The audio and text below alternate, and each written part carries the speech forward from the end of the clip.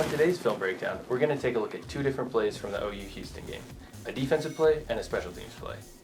As I'm sure you can imagine, the special teams play we're going to take a look at was the field goal attempt that was returned for a touchdown, also known as the kick six. Here, Austin Seibert attempts a 53-yard field goal, which falls just short and is returned 109 yards up the right sideline for a touchdown by Houston cornerback Brandon Wilson.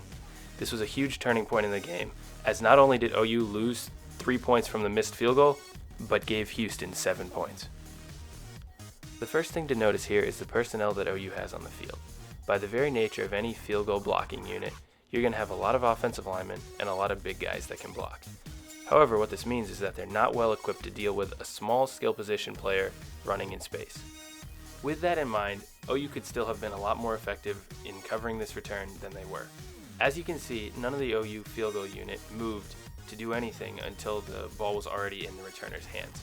What they should have done is immediately after the kick, they should have started to spread out in order to cover all the different lanes in the field as if it were a kickoff return.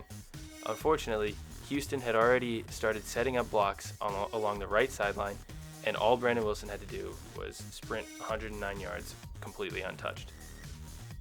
The defensive play that we're going to take a look at was Houston's 2nd and 23 conversion, a 44-yard pass from Greg Ward to Isaiah Johnson that brought Houston down to Oklahoma's 25-yard line early in the second quarter. We see here that OU only has 3 defensive linemen that are close enough to rush the passer. With a 3-man rush, it's extremely difficult to get pressure, and as you can see, Greg Ward has a very clean pocket. That kind of time allows his receiver to get open down the field and allows him to stand in the pocket and complete the pass. First and foremost, we're looking at a 2nd and long situation. One of Mike Stoops' top priorities is to limit the damage that Greg Ward can do on the ground, as he is one of the most explosive athletes on the field. This means he wants to call a zone coverage, which means that all the defenders will be keeping their eyes towards the quarterback and will be able to react if he breaks the pocket and decides to run. Against the 5-wide formation that we see here, Mike Stoops decides to drop 8 men into coverage, leaving only 3 defensive linemen to rush the passer. This specific zone defense that we see here is a variation of the cover 2 Tampa 2 zone defense. The primary responsibilities here, both safeties are responsible for the deep half of the field against any deep passes. The weak side linebacker / slot corner in this case is responsible for the deep middle zone, also known as the Tampa 2 hole, and the other 5 defenders are responsible for various underneath zones, as well as, again, keeping their eye on the quarterback to limit the damage he can do if he runs. Now, from the offensive perspective, it is 2nd down, so they don't have to get all 23 yards back in one play. The route concept is designed so that the vertical routes on the outside will take the safeties to the sidelines and clear out the middle of the field. Then, what Greg Ward is actually looking at are these 3 reads in the middle of the field, specifically these 2. What the shallow crosser does is, as this receiver runs across the field, both of these linebackers come down on it, which opens up even more space here.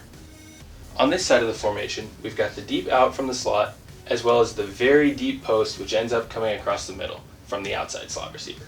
Now, where this play went wrong is Will Johnson was forced to make a decision. As you can see from the stem of this outside post route, it looks like it's going vertical. Will Johnson recognizes this, and he believes that this receiver is going to continue into Stephen Parker's zone. Therefore, he decides that it's not his responsibility, and that now he looks in front of him to see who else he can cover. He recognizes that both of these linebackers are down on the shallow crossing route, so he decides to cover this deep out route, which in a vacuum is a good decision. But then, after Will Johnson comes down to cover that deep out route from the inside slot receiver, it leaves a huge void in the middle of the field that this outside slot receiver then runs into, and Greg Ward finds him.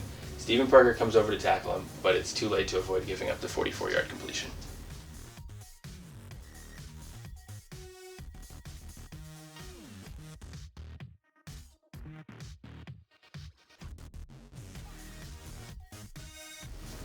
I'm Erik Fretland.